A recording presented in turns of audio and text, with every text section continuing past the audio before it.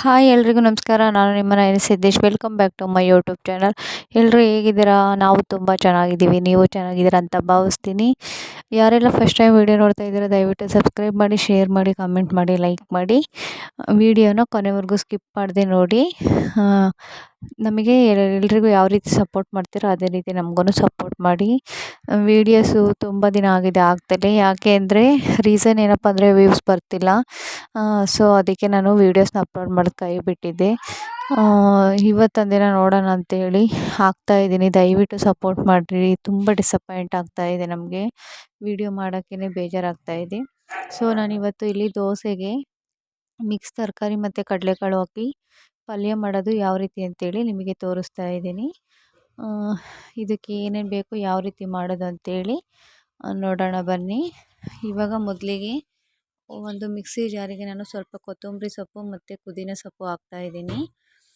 Next ನಾನಿಲ್ಲಿ cut ಮಾಡಿರೋಂಥ tomato ಹಾಕ್ತಾಯಿದ್ದೀನಿ, ಒಂದು 4. ಇದು ಚಿಕ್ಕ ಸೈಜಿಂದಲ್ಲ, ಅದಕ್ಕೆ 4 ಹಾಕಿದ್ದೀನಿ. ಮತ್ತು ಒಂದು ಈರುಳ್ಳಿ ಹಾಕಿದ್ದೀನಿ ಕಟ್ ಮಾಡಿ. ನೆಕ್ಸ್ಟ್ ನಾನಿಲ್ಲಿ ಬೆಳ್ಳುಳ್ಳಿ ಹಾಕ್ತಾಯಿದ್ದೀನಿ, 1ರಿಂದ 2 ಬೆಳ್ಳುಳ್ಳಿ ಬೇಕು.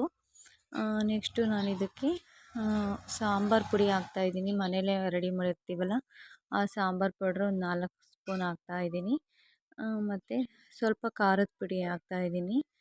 ಎಷ್ಟು ಖಾರ ಬೇಕೋ ಅಷ್ಟು ಹಾಕ್ರಿ. ಇದು ತುಂಬ ಖಾರ ಇರುತ್ತೆ, ಸ್ವಲ್ಪನೇ ಹಾಕ್ತಾಯಿರೋದು, ನಾನು ಜಾಸ್ತಿ ಹಾಕ್ತಿಲ್ಲ. ಸೊ ಇದಕ್ಕೆ ನಾನಿವಾಗ ನೆಕ್ಸ್ಟು ತುರಿದಿರೋಂಥ ಕಾಯಿ ಹಾಕ್ತಾಯಿದ್ದೀನಿ ನೋಡಿ.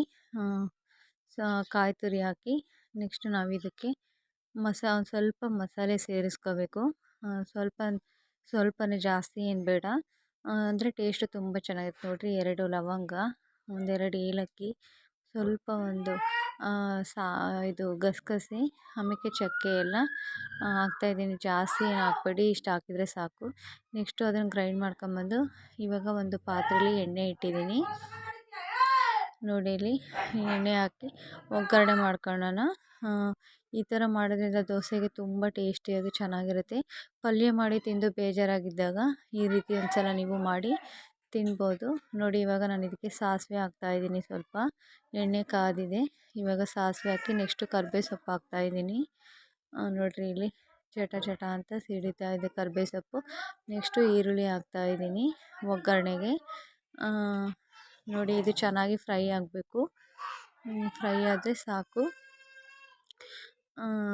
ಈ ರೀತಿ ನಾವು ಚಪಾತಿಗೂ ಚೆನ್ನಾಗಿರುತ್ತೆ, ಪೂರಿಗೆ, ನೆಕ್ಸ್ಟ್ ದೋಸೆಗೆ ತುಂಬ ಚೆನ್ನಾಗಿರುತ್ತೆ. ಪಲ್ಯ ಚಟ್ನಿ ತಿಂದು ಬೇಜಾರಿದ್ದಾಗ ಒಂದು ಸಲ ಇದನ್ನು ಟ್ರೈ ಮಾಡಿ. ನೀವು ನೋಡಿ ಯಾವ ರೀತಿ ಇದೆ ಅಂತ ಟೇಸ್ಟು. ನೀವೇ ಇಷ್ಟಪಟ್ಟು ಮತ್ತೆ ಮತ್ತೆ ಮಾಡ್ಕೊಂಡು ತಿಂತೀರಾ. ನೆಕ್ಸ್ಟು ನಾನು ಇದಕ್ಕೆ ಅರಿಶಿನ ಪುಡಿ ಹಾಕ್ತಾಯಿದ್ದೀನಿ ನೋಡಿ. ಅರಿಶಿನ ಪುಡಿ ಹಾಕ್ಬಿಟ್ಟು ಇವಾಗ ನಾವು ಕಡಲೆಕಾಳು ನೆನೆಹಾಕಿರ್ತೀವಲ್ಲ, ನೆನೆಹಾಕಿರೋ ಕಡಲೆಕಾಳು, ಓವರ್ನೈಟ್ ನೆನೆಹಾಕಿರೋ ಕಡಲೆಕಾಳನ್ನಾದರೂ ಹಾಕ್ಬೋದು.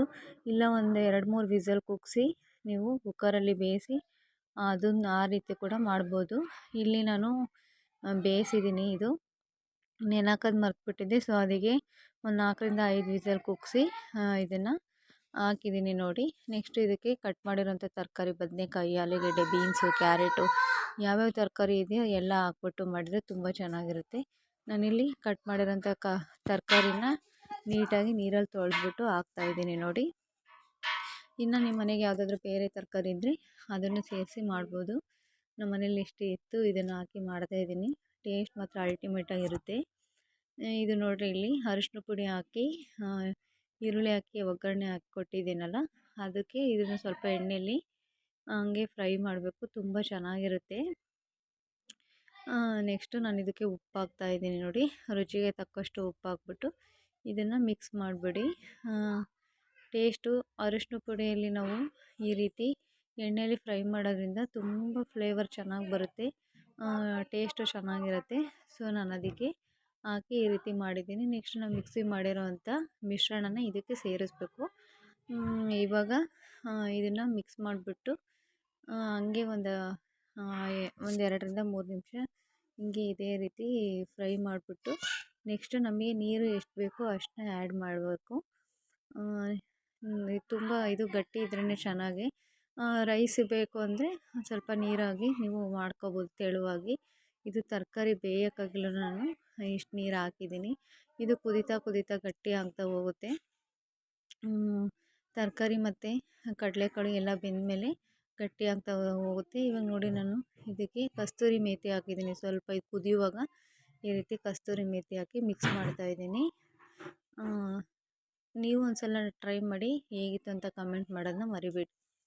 ನೋಡಿ ಇವಾಗ ಕುದೀತಾ ಇದೆ. ಇದೇ ರೀತಿ ಕುದ್ದು ಈ ರೀತಿ ಆಗಿದೆ ನೋಡಿ. ಈ ರೀತಿ ಗಟ್ಟಿ ಆಗಿಬಿಡುತ್ತೆ. ತುಂಬ ಫ್ಲೇವರ್ ಚೆನ್ನಾಗಿರುತ್ತೆ. ದೋಸೆ ತಿಂತಾಯಿದ್ರೆ ಎಷ್ಟು ದೋಸೆಗೂ ಮತ್ತು ಈ ಸಾಂಬಾರಿಗೂ ಎಷ್ಟು ಚೆನ್ನಾಗಿರುತ್ತೆ ಗೊತ್ತಾ ಟೇಸ್ಟು. ನನಗಂತೂ 3 ಟೈಮು ನಾನು ಅದನ್ನೇ ತಿಂದಿದ್ದೀನಿ ಇವತ್ತು, ದೋಸೆ ಪಲ್ಯ. ನೋಡಿ ಇವಾಗ ನಾನು ಪ್ಲೇಟಿಗೆ ಸರ್ವ್ ಮಾಡ್ಕೊತಾ ಇದ್ದೀನಿ. ನೋಡಿ ಇಷ್ಟು ಆದರೆ ಸಾಕು.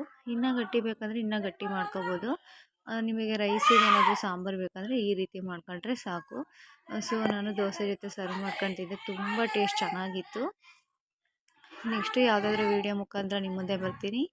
ಬಾಯ್ bye, love you all, take care. ಎಲ್ಲರೂ ವೀಡಿಯೋನ ಕೊನೆವರೆಗೂ ಸ್ಕಿಪ್ ಮಾಡಿದೆ ನೋಡಿ.